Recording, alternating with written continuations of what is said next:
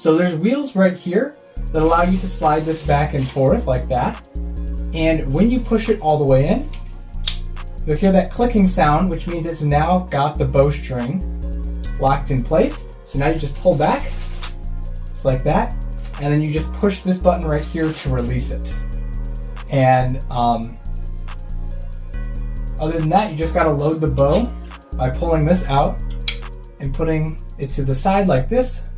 And then you can just slide the arrows in there, and I'll actually do that right now. So I believe this system can only hold 6 at a time, but we will see right here. And basically you just take this, you line this up with that back place over there, and you just kind of slide it in just like that. You kind of push it in place. And then you do that for the next one and continue that pattern. So it does look like 6 is about max. So then we just go ahead, push that, and that's now going to hold them in place while we shoot it.